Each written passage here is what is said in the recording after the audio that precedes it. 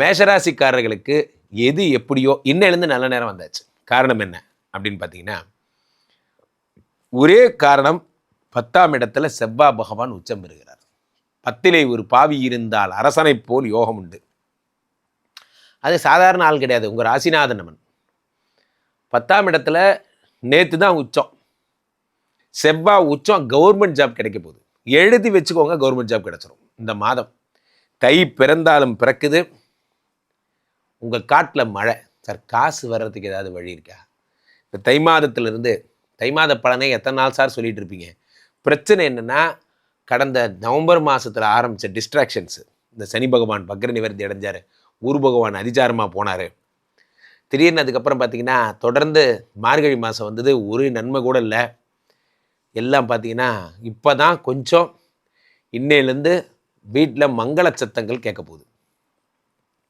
சுப நிகழ்ச்சிகள் எல்லாம் நடக்கின்ற மாதமாக அதனால தான் அறியப்படுகிறது.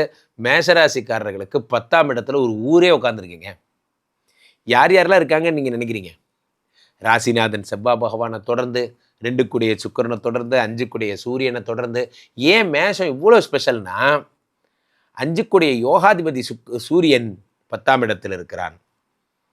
மிக பிரம்மாண்ட புகழ்வாய்ந்த அமைப்புங்க அது. அப்போ உங்கள் தொழிலில் நீங்கள் டாப்பராக இருப்பீங்க. உங்களை எங்கன்னு தேடுவாங்க. இவர் இருந்தால் தான் இன்றைக்கி ஆஃபீஸ்க்கு நான் வருவேன்பாங்க. அந்த அளவுக்கு நீங்கள் மிகப்பெரிய புகழை அடைவீங்க. மேஷராசிக்காரர்கள் வாழ்க்கையில் மிகப்பெரிய உயரத்தை அடைவது மட்டும் கிடையாது, பண வரவு விளையாட போகுது. காசு, பணம், துட்டு, மணி காசு வர்ற விஷயங்கள் எல்லாம் அப்படியே விளையாடுவீங்க. காரணம் என்ன சொல்லுங்கள்?